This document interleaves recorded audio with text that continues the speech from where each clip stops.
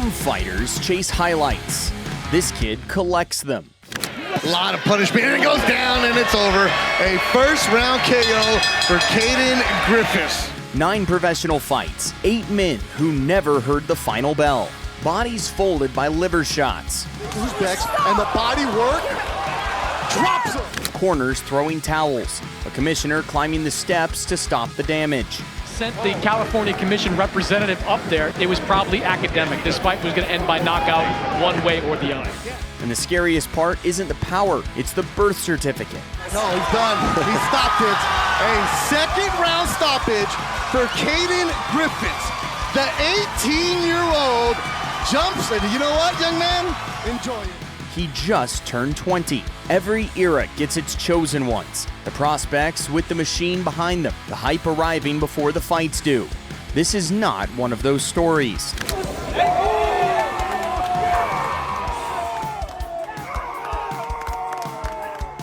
This is a kid from the Coachella Valley who picked his own destiny at 11 years old. I see myself getting bigger and stronger, a lot bigger and stronger. And has been executing it step by step ever since. If it reminds you of Gennady Golovkin, that is not an accident. I made my nickname Triple T. Triple T, Yeah. I like that. He built himself that way on purpose before he was old enough to drive. At 20, the world champions in his gym aren't idols to him anymore. We all try to help each other, like for each other's brothers and family. So, you know, from MJ Akhmadaliev to Israel Madrimov to Manuel Flores to Grant Flores to me, I mean, you know, none of us had the same lifestyle, but we're all kind of the same family when we get to the gym. 9 fights in, opponents have stopped asking how to beat him. They're asking how long they can survive him. So here's the question this film exists to answer. How good can this actually get? He's already told us, calmly, like a man reading from a script only he has seen. As long as I stay fundamentally sound, I think I'll be pretty good. And the knockout's gonna come, you know? Exactly. This is the story of the kid who wrote his own prophecy and then went out and made it come true. This is Cayden Griffiths. Watch out for me, champion at whatever weight class I'm going to be at in the pros. I'll be watching. Cayden Griffiths was born on May 22, 2006 in Harrisburg, Pennsylvania, about as far from boxing royalty as an American childhood gets. No famous gym on the corner, no fighting bloodline, just a father, a living room, and the 2 most basic punches in the sport. My dad started training me when I was 4. Just started off with the basic left and right. I started boxing at the community center, and then I just fell in love with it. I just started boxing every day. I was like, Dad, can we go to the gym? Can we go to the gym? He's like, you really want to go? I was like, yeah. 4 years old, throwing a 1-2 before he could properly read. The family moved west, and somewhere between a sign-up sheet and a boxing gym, the sport chose him right back. We moved out here from Pennsylvania. Yeah, we were signing up for soccer, saw a boxing gym, and you're going. And then I sparred on the first day. I was like, well, this actually fun. And then ever since then, I stuck with it. Now, before this story gets violent, you should know what they actually called this kid at home, because it wasn't Champ. Why they call you Turtle? I used to like eat really slow when I was like a kid. I used to make them late for work. So like, you know, Fruity Pebbles? Yeah. I would like individually taste each one, trying to see if it had a different flavor. Yeah. I was a dumb kid, dude. Turtle, a kid who tasted his cereal one piece at a time, with the same patience he would one day use to take grown men apart. The family found a gym near Indio, run by 2 brothers named Joel and Antonio Diaz. They went in looking for self-defense lessons. They found something closer to a home. We walked into a boxing gym and we're so close to Indio with Joel and Antonio that we decided to, you know, come here. This would be our home. So he's been here since he's been 8 years old. Understand what that building is. The Diaz Brothers Gym in Coachella is not an after-school program. It's a proving ground with a championship pedigree. Brothers Joel and Antonio, who are widely regarded as 2 of the top trainers in the sport of boxing. Fighters from all over the world come to Indio specifically to work with them. Joel and Antonio have had a lot of success in the sport, having won multiple world titles. The room that helped shape Timothy Bradley, Dmitry Bivol, Ruslan Provodnikov. And into that room walked a kid who hadn't hit double digits yet. I feel like we've evolved as a team. Like, I've been with them since I was 9 years old, so wow. You know, I've just kind of felt like the evolution of our team has gotten so much better, especially with, you know, amazing talents like, you know, Israel Madrimov, you know, Mirjan Akhmadaliev, and all these guys from Russia and Uzbekistan. You know, it's been a great honor for me to train alongside them, you know, world talent. So taking that with me into the pro ranks, I feel like I have like an extra edge. Iron sharpened iron, 6 days a week, no excuses tolerated, none offered. By 11, the quiet kid from Pennsylvania was ranked among the very best amateurs in the country, and S News put a camera in front of him. What came out wasn't a child listing his heroes, it was a child announcing a blueprint. I gotta tie it with Lomachenko and Triple G. Oh yeah, why is that? I like how Lomachenko uses his skills to make professional fighters look like green. They look green. So, I like that about him. I like how Triple G cuts off the ring and he just beats the crap out of everybody in the corner. So I'm a big fan of him. I've always watched him, and I made my nickname Triple T. Triple T, yeah. I like that. So, those are my favorite fighters. Triple T, named after Triple G. That's not a fan picking a favorite. That's a kid picking a destiny. And it went far deeper than a nickname. Ask his father how the obsession actually worked day to day. He watches them and studies Triple G and Lomachenko every day with Terrence Crawford. He mixes the three together, and he's going to be unstoppable, I think. Golovkin's ring cutting, Chocolatito's combinations, Crawford's mind, a study plan, running every single day. And somewhere along the way, the road bent toward the man himself. What about Gigi? Triple G? I'm a big fan. We met him. He had my son up in his gym. The kid who named himself after Gennady Golovkin, standing inside Gennady Golovkin's gym. The amateur record grew the way you'd expect. Dozens of fights before his voice broke. And the first one tells you everything about the temperament underneath the manners. Have you had an amateur fight? Yeah, I've had 30-something. What did you think the first time you went in there? I was excited. Yeah. I was very excited. Did you feel butterflies? Yeah. Well, actually, no. My first fight, I didn't. I just so angry because I didn't get the fight the day before. I was like... You had no one was there for your weight class? So, I just got in there, threw like an animal. But this sport has a way of teaching its best students early. Ask him for the biggest lesson boxing ever gave him, and an 11-year-old answers like a 40-year-old. What's the biggest lesson that boxing has taught you? Be respectful, don't talk crap, stay humble. I remember I got cocky once, and I got beat up pretty bad, but ever since then I've been doing really great, and so yeah. Humility, learn the hard way and never forgotten. Hold on to that. It explains almost everything that comes later. One more thing from that interview. Before the camera cut, the reporter asked him for a message to his future self, the man he'd be in 10 years. What he said is the reason this film exists. Watch out for me, champion at whatever weight class I'm going to be at in the pros. I'll be watching. Through the state and national circuit, that hybrid style made him a nightmare for kids who had never seen anything like it. I try to be more like Lomachenko, but I also try to hit as hard as Triple G. He was ahead of the curve almost everywhere he went. Almost. Because one name kept finding him. Kermel Moton, Floyd Mayweather's protege. Under a minute and a half left in the second. Jack Reese steps in. Kermel Moton is 4-0. A talent so complete that people describe him as Mayweather's skill fused with Gervonta Davis's power. Today, both of them are tearing through the professional ranks, but their story starts much, much earlier, with two little kids who fought like they already knew the world would be watching someday. The first meeting that survives on film came when they were barely out of the second grade. Watch it back and you forget how small they are. Nobody flails, nobody panics. Two children, picking their shots like grown men with money on the line. Griffiths went blow for blow all night. Moten simply landed more, a comfortable decision for the other kid. In 2021, they collided again. This time, it was an under-15 national championship on the line. And from the first exchange, it was clear this would not be a normal amateur bout either. Both kids fought like the title was a world championship. Every time one of them pressed forward, the other fired back harder. Not an inch given either way. No space, no comfort, just two futures colliding in real time.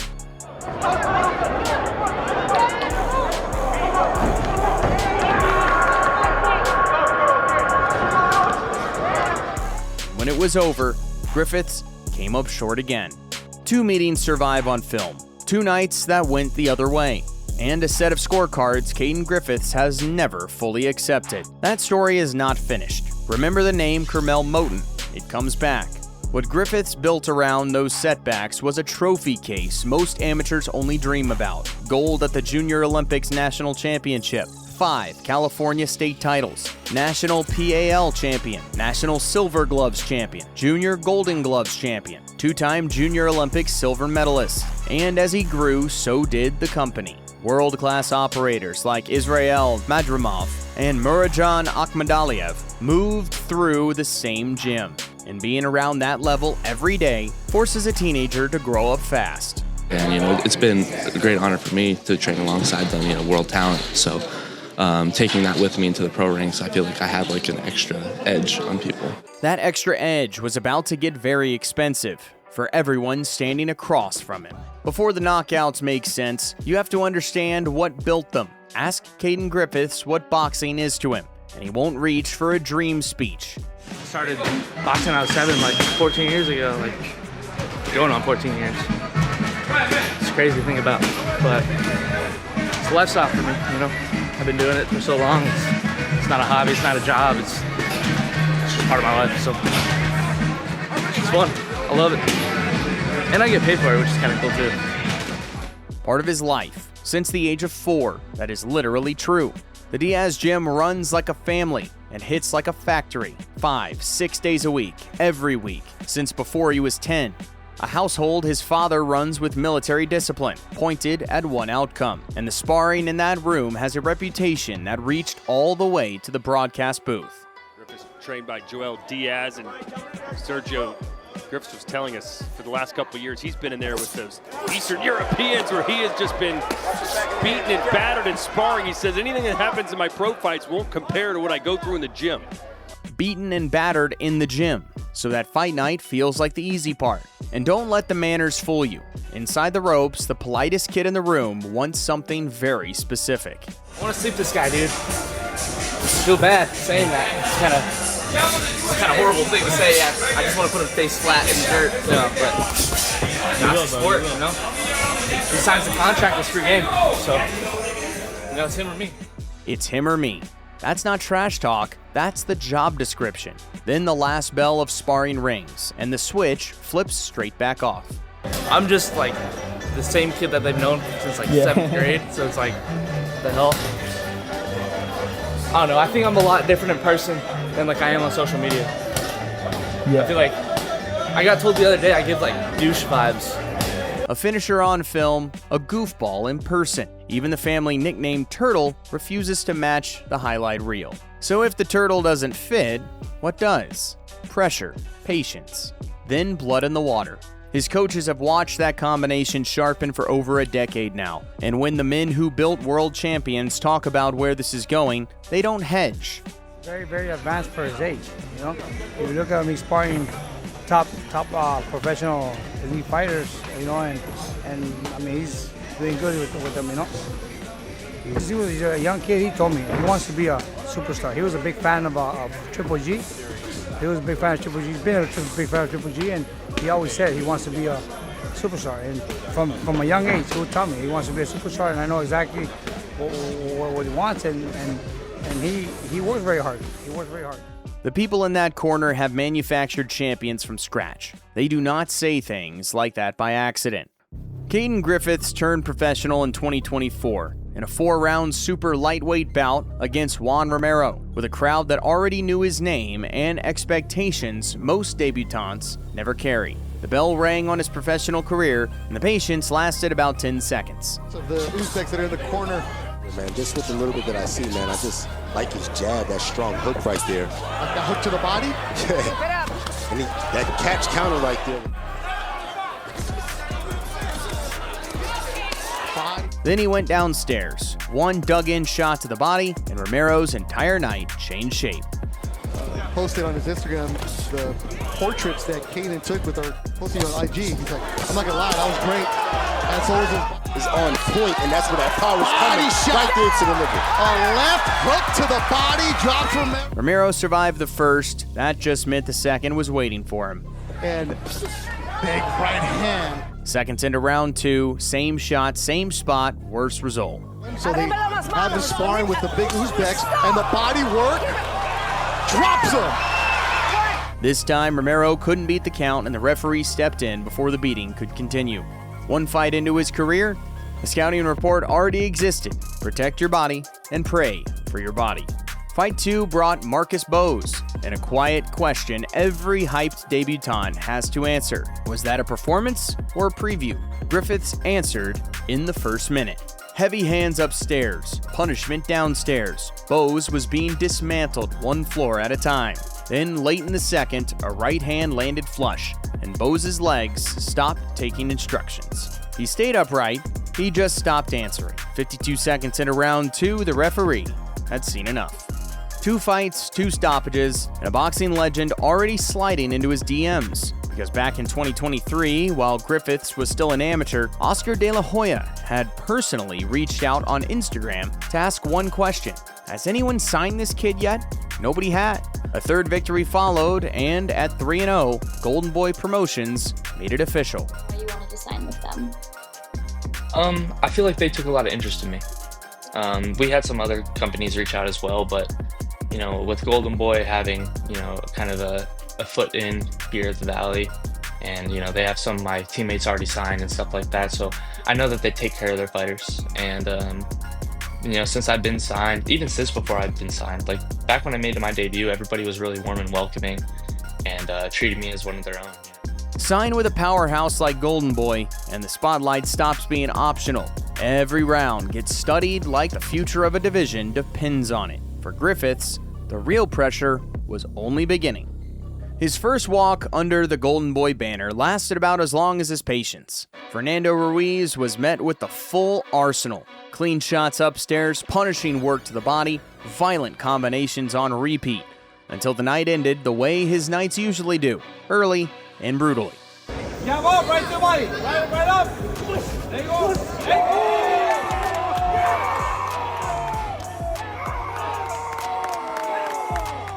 A statement debut for the new promoter, and the reward for a statement is a harder assignment.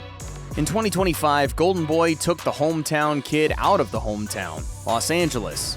New arena, new crowd, a card full of stablemates, and a promotion watching closely to see if the Coachella phenomenon traveled. From the opening bell, Griffiths marched forward and started confiscating real estate. He's very cordial. He's like going 1,000 miles an hour. He's very calm here. There you go. And there's that left hook. Staggers the opponent. Going to the body, Griffiths.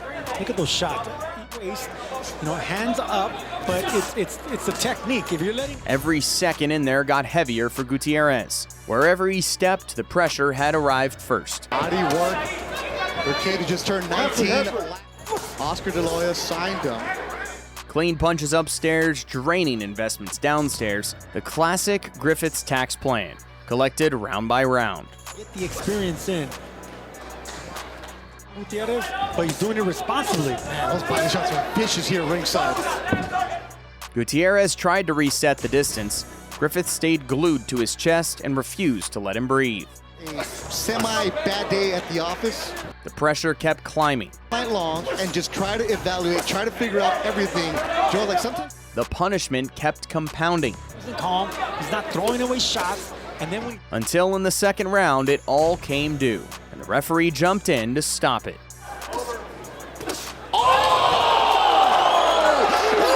The finish looked exactly like the game plan. The next question reached back into Chapter 1 of this story. And if you think the years have cooled that rivalry off, listen to him now. Down the line, obviously now he's a pro as well. That's a big fight that I would imagine it would be at some point, be a great fight as well between the two. Yeah, I mean, I'm open to fighting anybody. Carmel is, I think, 2 or 3 weight divisions below me. So it's not really. He got a little time. Maybe. Yeah, we'll see. Mm-hmm. He's got to grow into his body a little bit more. But I'm not scared of anybody. I think, those fights with Carmel. I'm not going to say I was robbed, but I definitely think that the judging was a little ridiculous. But he's a great fighter. He's a tremendous fighter. Respect and a grievance, delivered in the same breath. Different weight classes today, but some collisions are just waiting on the calendar. Next came the most experienced man yet, David Lobo Ramirez. Far more rounds, far more scars. The kind of veteran who's supposed to teach a prospect some manners. Instead, the 20-year-old fought like the seasoned one. For 4 rounds, Griffiths treated the veteran like a sparring assignment. Clean shots upstairs, vicious deposits to the body, control from the first exchange to the last. Then he closed the account with the family signature, a liver shot that ended the argument on the spot. 6 fights, 6 knockouts, and a building full of people who had watched him grow up, now watching them headline their nights out. The crowd, went nuts for me. So being able to put on a show in front of the hometown crowd and in front of my friends and family is just amazing. Eventually, we're going to move on to bigger stages and better stages, and to be able to put on a show in front of that kind of crowd would be amazing. And standing in that ring, undefeated and untouched, he put the whole project into one sentence. It's been a long journey to get here, and it's just getting started. And I just want to say thank you to everybody. Just getting started. He had no idea how hard the next chapter was about to test that sentence, because after 6 straight knockouts, everything stopped. An injury, months out of the ring, the first real silence of his career, a fighter built on daily momentum suddenly standing still. I've been just trying to get back in the swing of things. Took a few months off, dealing with a little bit of an injury. So, big event in January, so ready to just get in there. December 2025, back in the gym. And a date circled on the wall, January, home. The comeback landed on the biggest stage his hometown had ever offered him, the Valley's brand new arena, hosting its first ever night of boxing, with the local kid on the card. I think I'm more excited for this fight than any of my other ones. Dude, I've never found Fantasy Springs is a big venue, right? But this is like your hometown. This is the one, you know what I mean? Yeah. At least so far, I'm sure eventually I'll fight freaking, Madison Square Garden or freaking some crazy fucking thing, but right now this is like the biggest event I've been a part of. And in camp, laughing with his friends, he described his perfect version of the night. Listen to the last line very carefully. The most perfect fight scenario is bell rings, ding ding ding, I go out there, I just go boom, flatline, it's over. Doesn't even need to count, nothing, just literally walk off. No injuries. My luck, I would probably break my hand on the first punch. Remember that joke. The universe was listening. Fight week arrived and started collecting taxes early. Cleared to fight, but the eye was only the part you could see. The rest of it, he would only admit months later. In the locker room, the corner kept it simple. Patience, discipline, and make him pay for every mistake. Get in, relax, block everything. Block everything here, okay?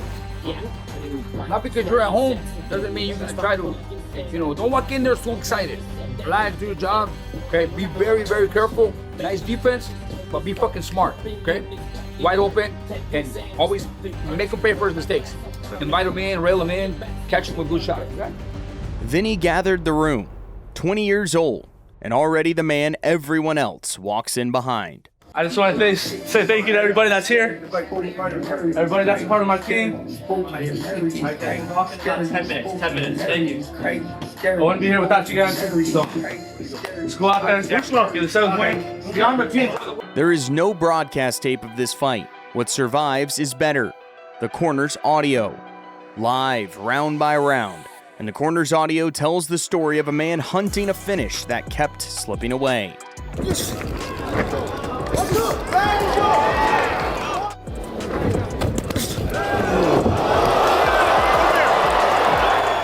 Go. Just watch that uppercut, you close range.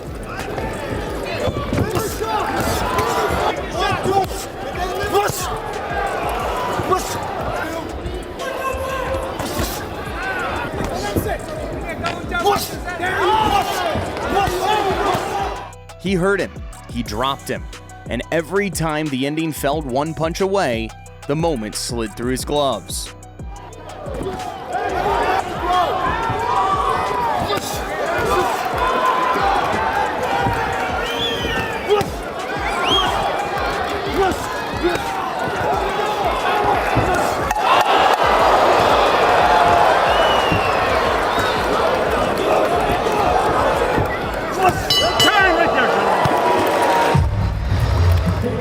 Then came a sound Cayden Griffiths had never heard at the end of one of his own fights: the scorecards.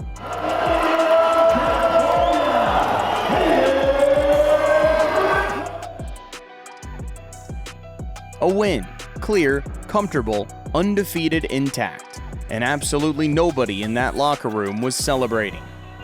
It is what it is. We got to win. It's a victory. It's W in the book, but yeah. It's not the one that we wanted, but it's the one that we got to deal with. So at least it's a win, not an L, you know. We dropped them. We did everything short of a knockout. So. Still knock him down. Knocked him down. I could have got him out of there if I would have been smarter, but it is what it is.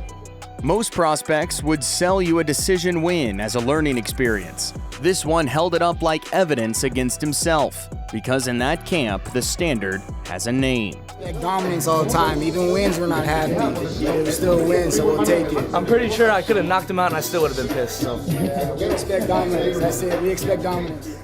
7-0 and furious about it. That is the whole fighter in one sentence. And months later, he finally said out loud what that night had really been: sick. I was sick. I wound up hurting my hand in the second round. It was just a bad night. I watched it 100 times in like a week, and I was like so mad at myself. A damaged hand, a comeback fight after months away, and not one word of excuse on the night itself. He just took the win, went home, and studied the tape like it had insulted him. Even at his lowest, though, he's still him. Did I win?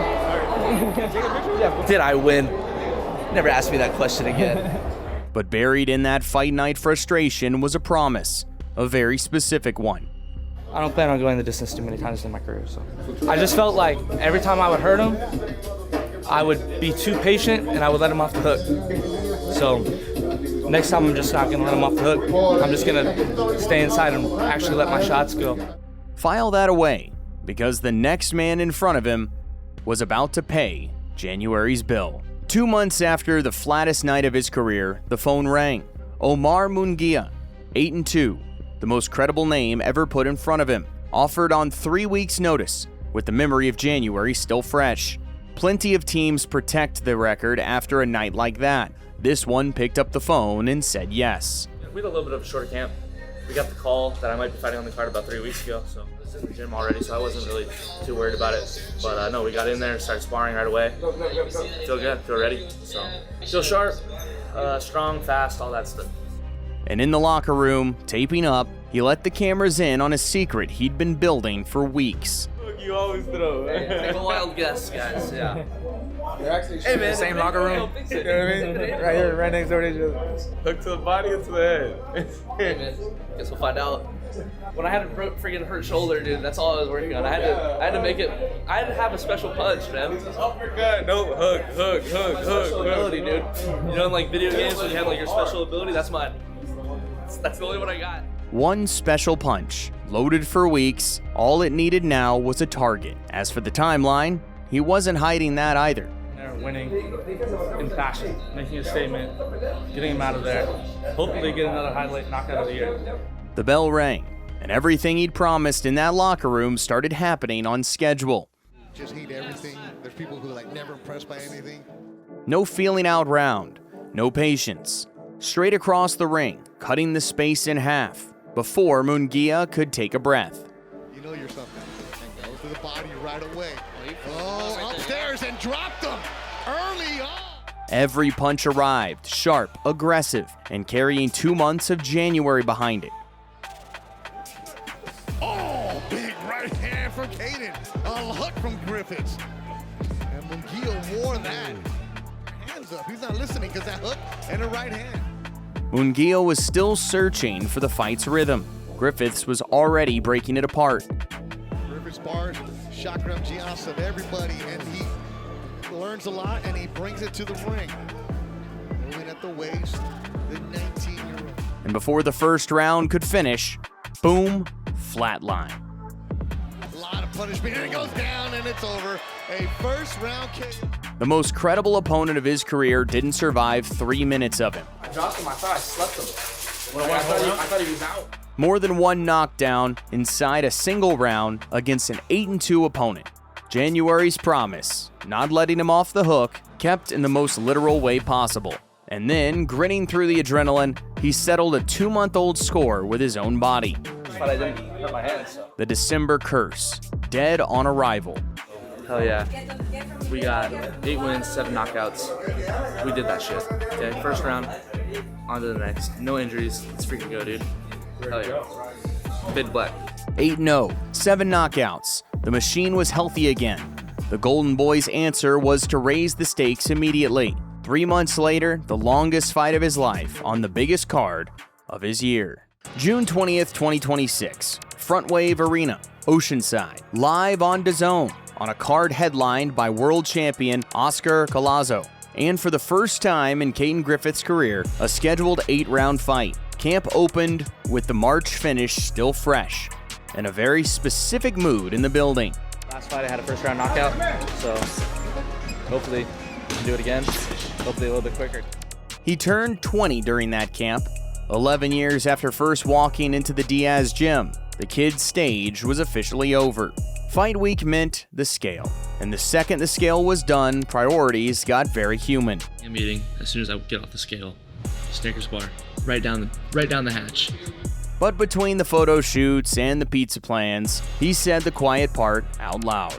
Easy fights are great in the beginning of your career, but I feel like I'm ready to take a step up now.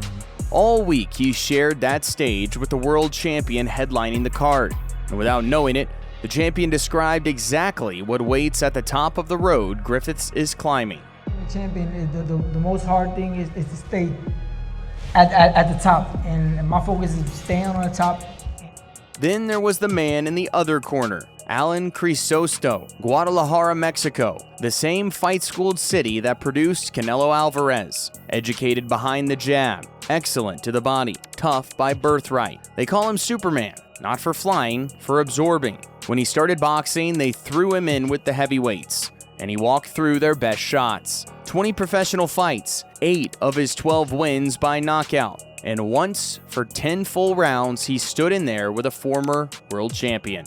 And Griffiths spent fight week doing something almost no prospect has the nerve to do. He apologized for the matchmaking. Earlier looks and hooks, he's got them both. And Chris, he spoke to you earlier this week, almost humbly saying, man, I'm sorry, I don't think this opponent is good enough for me. I hope I don't disappoint you guys. Well, most fighters spend fight week selling their opponent. He spent it apologizing for his. Now he had 8 scheduled rounds to prove the apology was accurate. By the walk, the locker room forecast was already on record. Yeah, I feel like this is the most prepared I've been for a fight. We did a lot of sparring, got some good work with a few different people, and I was able to go 10 rounds a few times this camp with little to no exhaustion. So feeling good. We're ready to get in there. I don't think it's gonna go past 3-4 rounds. He'd trained for the distance. He just didn't plan on using it. Round 1 opened like a chess clock. Feints, small dips. The right hand loaded quietly behind a sly lead foot. Sly little foot feints. He's dipping down. He's looking to set up a left hook around the right. And Griffiths working out. There it is, right there. Working out. Alan Crisosto.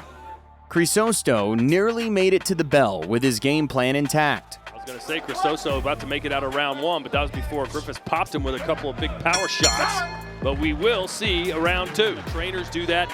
I end up psyching myself out. I'll watch a guy and say, hey man, this dude sucks. I'm going to beat him in round 1. And it ends up affecting me, and I try a little too hard and get a little too wild in there. 2 power shots in the final seconds of the round, the first down payment. And in the corner, Antonio Diaz had already read the entire night. This man hasn't come here to fight. He's waiting for one. So take it to him. For a fight. He's waiting for a fight. So you got to push that. Love that. So you understand your fighter, what type of temperament he has, and you know that he can go for it as fast as, there it is. Good body shot right there by Cayden. Cristoso didn't like that. By the way, Cristoso's nickname is Superman. He said that's because when I first started boxing, I was really strong. They'd throw me there with the heavyweights. Round 2, the waiting ended. Griffith's best shot right now. Oh, I say it all the time, the kryptonite of every fighter is those body shots, that liver shot. Griffith's already got his attention right there with that left hand downstairs. The man who built a nickname on absorbing heavyweight punches had finally met the one thing he couldn't absorb. Every left hand downstairs was kryptonite, and Griffiths kept feeding it to him. Kind of real impact. If you could talk. Survival mode, with 6 rounds still on the clock. The whole ring to run in, and a jab that had stopped being a weapon and became a white flag on a stick. Racing for it because he could see it coming, and that's what I'm talking about, hiding the power. Griffith, these are the little. Every escape route came with a toll booth. In each one of these corners, I'd like to see him take a step to the right, force Cristoso to go in a different direction. You would think Cristoso would be circling away from his power hand, but he's going right towards him. Well, right now he's not really worried about the speed. Up in the booth, they'd already boiled the Griffiths mentality down to 3 words: knockout or bust. But Cristoso doing what he can to stay in this fight. And by the end of the round, Cristoso was telling his corner the truth. He was tired. A week's notice buys you courage. It does not buy you conditioning. To keep my guard up, can't make basic fundamental mistakes. I'm sure those body shots he landed in the first round also help with the fatigue and the pain that he feels downstairs. Sergio, see what I'm saying though about Round 3. Antonio Diaz had been calling for one specific punch for 6 straight minutes. The straight right, hidden behind the jab. It finally came off the leash. Diaz has been calling for in the last 2 rounds. And that jab hides it. And Cristoso, to his credit, trying to fight off those ropes. He's got to do something. Well, look, Cristoso is a veteran of 20 professional fights. He was living on the edge of every exchange now, an inch away from disaster each time Griffiths let his hands go. Yeah, that one is a delayed response. I was surprised he stood up with those body shots. Both those shots explosive to both sides of the ribs. All right, he's up. Then the bodywork collected its debt. A left hand downstairs, and the veteran took a knee the way veterans do, before the follow-up could land. Look, that punch landed cleanly. It was the left hand. You could see that he was hurt right there. Cristoso didn't like that shot. Before another one could come, he got up. It didn't help. He could take one more shot to the belly. Cristoso's going down again. I don't see him withstanding this anymore. Elbows welded to the ribs to protect the liver, which left the head standing wide open. Like he's not just taking these punches, he's trying to throw some of his own. And in his corner, movement. Throw in the towel. And that is it. They didn't even climb the steps themselves. They sent the commission representative up to end it for them. In the corner camera, you can hear the exact second it's over. Get in close, get in close. Thanks, man. Hey, great job, man. We'll see you when you're a champ. 2 minutes and 49 seconds into round 3. Referee Gerard White waves it off at the corner's request. Superman's own team saving him from the next punch. Cristoso protested. The crowd wanted more, and Griffiths walked straight to the ropes with a message for the broadcast booth. Coming back and talking to us, saying that I told you I was going to take care of this man quick. He'd spent all week sounding disrespectful. Turns out, he was just early. 9-0. 8 knockouts, his first scheduled 8-rounder over inside 3, and his own review of the performance? I think your opponent would disagree because there's a reason they stopped. 100%, but I know the level that I'm supposed to be competing at, and not everybody knows that. So I hold myself to a higher standard. That's the standard now. Domination isn't the goal, destruction is. And if his own grade sounds harsh, listen to the corner's assessment of what he'd just done to a 20-fight veteran. He's about to die. and they stopped it. And it was actually a good corner stoppage, like in all reality. Like if that was my son, I would have stopped it. One last image from that locker room, almost thrown away on camera, a bag of ice for the hand, the tax every puncher pays, the price of business as usual. The step up was supposed to be a question. He turned it into a countdown. So what do you actually have here? Not a hype job, not a promotional invention, a fighter designed on purpose by an 11-year-old with a blueprint, a father who made it a lifestyle, and a gym that manufactures world champions. The style tells you where this is going. The pressure, the ring cutting, the educated punches, head, then body, then every exit slammed shut. He set out to fight like Gennady Golovkin, and 9 fights in, the resemblance is getting harder to ignore. Don't take this film's word for it, take the broadcasts. Live, mid-fight, unscripted. These are all things that normally you pick up later in your career when you're fighting contenders. He's doing it right now in 8-0, 7 knockouts. That's what's impressive about the scene. Skills that fighters normally earn against contenders already installed before he's even faced one. There is a phrase for talent like that. Everyone around him is too superstitious to say it out loud. And the man himself, he's already put the next chapter on record. We're still waiting on the fight date, but no, we're looking to hopefully get a junior title in the next 2 fights, okay? Write the timeline down. He tends to keep his promises, which brings us back to the one we made you at the start of this film. 11 years old, a camera in his face. One final question. What would he say to the man he'd become 10 years down the road? Any last message you want to tell yourself 10 years from now? Watch out for me. I'm going to be in the 2024 Olympics. So, 2024 Olympics, champion at whatever weight class I'm going to be at in the pros. He got one detail wrong. He never did make those Olympics. The professionals came calling first. Everything else is running right on schedule. The 11-year-old sent that message to the man he'd become. The man received it loud and clear. Now the rest of the division should probably check their inboxes. So here's the question to leave in the comments. How far does the prophecy go? Contender, world champion, or something the sport hasn't seen in a generation? Drop your prediction below. Hit like and subscribe to the Fight Sector so you're here the night the answer arrives. And that rivalry we planted in Chapter 1, still open, still unfinished. To see the other side of it, the terrifying rise of his childhood rival, Kermel Moton, tap the video on your screen right now. As for Cayden, he likes to call his own endings.